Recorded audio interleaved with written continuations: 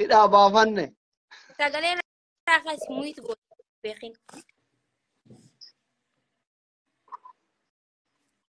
ما كم نجا نجا الحمد لله كم جبت فيا نجا يوما نجا الحمد لله نجا ما شاء الله تبارك قويا ولا ما تقول راجتان إلى إن قد بريدا تكونتره ما قال بريدا وين تره ما كقراجتان من إذا يا ننجرو رقاد ننجرو الحمد لله المجد قاعد في تكو ومتى دابنك كنا تاني كنا تكو تكا يا همرين وشافسه ماريا دان من إذا كيف قاب جردان كم يعني مالك كيف نقول راجع سيكون أبا وجوله ميكاتيسين أنا بجولة سديتي ما شاء الله ما سلامك عن كيسان شيء آدم جلاني شيء كمان كيسان 4G دي مكة كيا كان مو شيء كمان رقاتنا وما قرأ 4G دي قوت أما عن شيء ك 4G دي جولان أستاذ نانجت تجلى مكان حركة الالته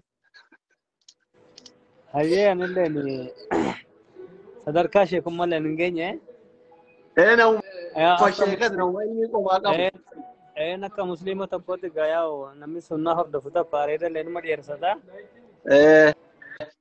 الحمد لله ما كسيتي ما كان كيسان وينوني آدم علي محمد نانجراني آدم علي محمد إدون دلوتا كيسانيو دون الوتا كون كوتي والله كمسة لا كيلومتري تدمي شني دوي جرما أنا مالي دوي أنا دويتي كم سي أنا دويتي إيه أوكي دوي حروا وجولني وري كومنتي دي سوا كومنتي سلطان بكما وجولن بايني والله جاني ترين نتي مكماني والله متي ورقا يجمع والله يسون قبو جران متاوقع غندا كيتني قبلني لكن متوقع عندك قلت له ننقبا أنا نالت ما والله يعني kuda sakal torbatamii torba haadhiko wando dhaa'e yaa yeroo sabaa jedhamu isaan na qabatanii ba'anii kanan guddadhe egaa gara lixaa kanattis guddadhe gara Wallaggaa jechaadha. Achii deebi'ee eegan xiqqoo barumsa baradhee gara Sudaan kanas deemeen ture. Achirraa deebi'ee Finfinnee fi amma Finfinnee waggaa 5 akkas taa'een jira. Amma Adaamaa waggaa 3ffaa fixeen jira. Afuraffaan qabaa. Isin dhalootumaani walloo aanaa daawwati jechuudha iddoon dhaloota haadhiin keessan ta'u. Dhalatuma achii waan tokko wanni man qabu shakkiin qabu. Wallaahi.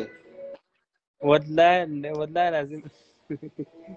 Lafti Ramadaana bare sheeka fakkaata malee achi barbaadidhaa dhalataa wallootii miti. Insobaa ganda biraati kuni wallooyyuun beeku ergaa jedhu keessan naquun namnaani. Iddoo itti dhalatan saalfachuun bara wannoon qabu amma kunoo ijoolleen isin bira jiran kun hedduun sheekka dilfaantiin beekanii gaara ciraaloo arsii gaara ciraalootti dhaladhe mana keenya achi bineensa malee homaa jiru baadiyyaa keessa ijoollee baadiyyaati garuu chaayinatti guddadhe achitti hin guddanne bakki itti dhalatetti saalfatuun homaa rakkoo gowwummaadha amma gaara keessa gaara ciraalootti warri keenya hore horsiisee bulaadha gaara keessa dhaladhe isinii gala. Ijoolleen dawwee horii na beekotee adaadhaa kotee jiranii warri kana dhaalan koomeentii laachuu hin danda'anii jalatti jechaadha. Warri kamisee keessa jiranis gaama daataan hin hojjetu malee warri waayifaa qabanii hunuma hordofanii malee shakkii waan tokko kan hin qabne mataaqaan kotillee kan Adaamaatti baafadhee iddoo dhaloota godina eessa gaafa jedhanii kamiseedha kan jedhu asuma mataaqaan kotirratti. Kanaaf waan shakkitan hin qabdanii jechuun barbaade. Uummata kana dhiyeessan kunis isaan jilee dhumuggaadha. Kamiseen akka godinaatti immoo kamisee ta'ee aanaa leelin qaba. Fin akkana. Neetworkiin kiyya muka isaaniitti maka. Keeti. Neetworkiin. Okay. Amma waan isin hin jedhu. Ayyee. ummanni kun miidhamuu rukutamuu dhageettanii mana yaalaa gaafachuu dhayxammoo nama nu gaafa nama isin beeytantu namni biraa isin jalaa isin jalaa dhayamuu dhageennan nama magaalaa qabnu si like akkuma namni ijoollee ofii biyya alaatti qabatutti dawwalatu yoo finfinnee nama qabatu baay'irraa dhufu ijoolleen fiiza biyya alaa deemtuu fa'aa itti dawwalatu isinitti dawwalatammoo akkanumatti oduu deemaa jiru akkuma dhumaatti uummata keenyaa kana dhageettanii mana yaalaa Haayila Maarammaa immoo akkamitti dhaquu dandeettan jalqaba. Hayyee galatoomii gaafiin kan gaafatan jalqaba uummatni rukutamee dhaga'ee turee karaa sanii dhufee torbee har'aatti mana karaa dhufuun kan kooti. Gulee gaafa roobii ganamachaadha akkanuma dhuunfaa tokkotti ilaaluu hin deemu. Galgalama san yeroo bilbiluu kan micaa haadha manaa kootii kan ani guddise jechaadha. Sanbateedha qabanii naannoo Jawwahaa Xuquree jedhamte jechaadha. Fira keenya keessa temes hin jira naan jedhee na micaa mana barumsaa deemee ani ilaaluu hin deemu akka nama dhuunfaatti jechaadha. Yeroon achi ga'etti akkuma laalee dacha bukeeni galaanaa fi xiqqaa tafarii birrii qabatanii dhufan. Birrii qabatanii dhufanii ani immoo uummata san hundarra deemee kan hospitaala keessa sana Haayila Maariyaam Maammoo kan jiru nama 12 ture. Nama 12 sanii birrii 45,000 natti laataniiti nama 12 sanii laadhee micaa tokkotti dawwalee namni 3 kan rukutame ala jira jechaa dhagee. Nama 3 san laalee nama 15 ta'a walitti. Nama 15 sanii 45,000 3 hiree jira. Harkatti. Achiin deebi'ee hospitaala sanii jeneraal hospitaala keessatti namni tokko jira jechaa dhagee. Sanillee uummata Harargee taanee deemnee waliin birrii sanlaanni fi nama tokko nama hafisaniif. Okay. Birrii namni gaafatuu dhufe isin waan gaggaafataa jirtaniif isin kennanii achiin ijoollee Harargeetti wal argitanii. Okay, bareeda. Akkaawuntii ustaazota ustaazfatii fa'aan baname ustaazota wallootiin banamee fi akkaawuntii egeree ka ustaaz Raayyaa Abbaa Maccaan fa'aan baname hoo quba qabdanii gaafa kana maa akkaawuntiin ijoollee walloo banate achi jiraa achirratti waan xiqqoo waan wacii al kennaatiin kaaf immoo harkuma keessaniin akkaawuntii sanirratti galcha maan jedhinaan. Ani gaama yeroo sanitti uummanni kun rakkina keessa jira. Isaanis birrii kaashiidha kan qabanii dhufanii. An akka nama tokko dhuunfaa nama tokko tajaajilutti akka nama tokko gargaarutti birrii natti laatan san irra deemee hiruudha malee sun naan dhufneen. Dubbiin sun akka na bira geessedhee takkaa shakkii hin qaban maaliifi waan irra jiru galmeedhaan kan hin laadhee. Dabalatas namni 40,000 sanatti laate 60,000 sanatti laate walitti 46,000 ta'a. Sanis irra deemee kan 4,000 kennamus kan 3,000 kennamus kenneen jira. Birriin kan harka tafes ta'u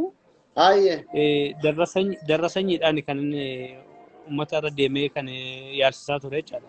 Darrasanyiin keessan nagayeera argeera kamana mootummaatti illee baay'ee na bira jira. Rakkoo miti ollaan irra jedhamni onnaan godhata. Eeshii erga kun ta'e isinoo uummata kana waan namni isinitti kenneen gargaarsisaa jirtu waan dandeettanii yaalchisaa jirtu maal godhaa jirtu. Nama gargaarsisaa jirtu waan kana maaliif akkamitti hidhamtarree maaliif nama gargaarsisaa hidhamtammoo maaliif hidhamuu dandeettarree akkaawuntii keessatti kun 600 jira jedhanii amma immoo turistiin akka poolisiin mana seeraa baasetti wanti achirra jiru 40,000 wayii guyyaa sadi dura ammoo dhumaatii mata walooti kana duraatti birrii 200 irra jira akkaawunticharra isinuu nama waan garaa keessanii nyaatee hin bulle dhukkubni 600 jiran sun koo jirti qabadhee sadaqee akkamitti qabamtan maaliif qabamtan? Jazaakallaa ani jalqaba warra Haayila Maariyaam keessatti mucaa tokko akka malee kan miidhame rasaasni 2 keessa kan jiru sanii inni tokko amrii ta'ee inni kun immoo kaanii Haayila Maariyaam keessaa wanni yooyaa geessine. yoon yaa akka geessanitti mucaan kun rasaasii asiin seenee asi jirti asi baaruudha jira karaa tokkoon harka kan rukutameeru mucaa kana osoo yaalchisuutiin 3,300 laadhee ummata nama 3 kan fudhannee jira. Ummanni 3 fudhanne suni silkii natti bilbilu. Maal taatanii jedheenaan akkana abboo mucaa lubbuu jira ani amma birrii sin immoo xiqqoo tokko sinitti wayyeera. Amma mucaa kana yaalchisaa jira booddee nan dhufa maaliif maallaqa barbaadamoo sin lubbuu namaa barbaadanii jedheen. Ay maallaqni nu bira gahuu qabaata maal jedheenaan ani mucaa sana yaalchisuu deeme gaanitiin jira jedheeni mucaa san kaanee asiin Hayilamaariyaam deebisne. Hayilamaariyaam akka deebisnetti mucaan kabaruu seenee ibsaan jechaadha dhufee deemee fudhatee jechaadha hospitaala. Hospitaala fudhatee kan ofitti geessee jechaadha. Akka achi geessetti anis mucaan kun yaalamuu sila qabaatu duukaan deemee hududuubaanii akka achi geetti nama 5 ture isa wajjin nama 6ffaadha har'aa kaasanii maallaqni kaashiin sila narra jiruu fi akkaawuntiirra kan jiru san hin baasne. Kanaan waan sin barbaachisu dawaa sin barbaachisu kan sirrees haa ta'uti maallaqa kana har'aan kaastanii nagaafadhaa jedheeni ani risiitiidhaan deemee nama 6 sanii galmee godhadhee maallaqa san kaffalaatiin ture. Kaffalaa olee kaashii harkatti nan gaafatiin risiitii malee jettanii warra maallaqa isin gaafatu. Yen achumaan warri wanni sun dhufan warri achi filatamanii dhufan sun Ibsaan Abdullaxiin faan gara nama 25 ta'anii dhufanii zuhurii sagannee hamma asiriitti teenye hamma asiriitti gaafa teenye maallaqni natti laatame kana maallaqni immoo kan kaashiin irra jiru kan akkaawuntii irra jiru akkaawuntii irraan baasne akkasitti mee anaawu haragalfiin barbaada bultii 3 manatti hin galle kanaaf mee baqa maallaqa kanarraa tarka baanis maqaan koo kana ichaaran akkan birrii 600 galee jechaadha namni na dheessaa jira. Kanaaf immoo qulqullummaan barbaada bakka akkasitti jennee borutti waliin mallatteessinee kaashii 29 itti laadhee darrasanyiinis gara 25 ta'uu danda'a. Ammallee ilaallee akkasitti addaan bahu kaanee ol hospitaala keessa sheenee meeshaa kan koo fudhadhee soo bahu ka'uti poolisiin natti fidanii na qabsiisan akkasitti. Poolisiin isin qabee manaa isin geessu. Mana hidhaan geesse gaaffiin hin jiru maal hin jiru yeroo poolisiin gaafate ummata naqabee deeme kana poolisiin nu gaafachuu ka'e.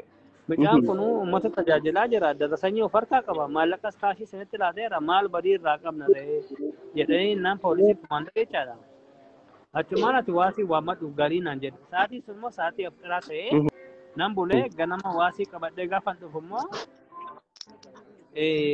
wani dhufeera abbaa shittoo dhufee ture. Asmaan waasii san bakka har'a oolii waasii barbaachisu hamma maallaqa san dabarsiisu naan jedhan. Ani maallaqa kana mana hidhaa keessan jira akkamitti maallaqa kana dabarsuu danda'a yoo ani bahe maallaqa kanas hin dinne maallaqa kana hin dinne hin dabarsu hin jenne kaashii itti laadhee jira. Meeqa maallaqa akkaawuntii keessirraa akka dabarsu hin jenne kun maallaqa meeqa? Isaan 600 jedhan. Garuu amma 66 fi meeqa ta'ee argama. Okay, gaafa achi baate warri tikasase 600 tikasase. Akkas jedhan gaasaan. Okay, ati akkaawuntii keetirraa 200 qabda 600 achirra jira 60 achirra jira 200 kee hambifatte guutuma waliin dabarsitee baatere nama mana hidhaa keessatti hin qabu. Baankiin suuraa kaasateera isaan suuraa kaasateera. Okay, bareeda ati gabaabumatti namni Oromoo qabsaa'u ani areeda kee argina baay'ee garaana nyaatte isuma dhugaa rabbi wanti qofa mudataa ture miti namoota jajjaboo akkatti durriyyee nyaachuun qabsoo Oromoo keessatti nyaadhamuun siin haarawaan baane oma kaleessa jaarran abbaa gadaa fa'aa irra dhufanii waaqoo guutuu fa'aa elemoo qilxuu fa'aa Taaddasaa Birruu fa'aa Hacaaluu Hundeessaa fa'aa ibin kaati beektu qeerroo bittuu irraa feeroo jirtu irraa dhagamaa jira sagaleen kiyya. Homa ati beektu kuni Oromoon nama jabaa ofii nyaachuun homa duraan jiru. Waan seenaa miti kaleessuma tana Haacee mucaa daa'ima xiqqaa ilma kee ta'u waan jedhanii turanii nyaatan hin beektaa jechuudha. Qeerroo jirtu irraa feerroo bittu jedhanii ka itti duulee diina karaa banee turu ajjeesiise ammallee dhugaa isaa ajjeesiise Oromoodha jechuudha. Don't worry.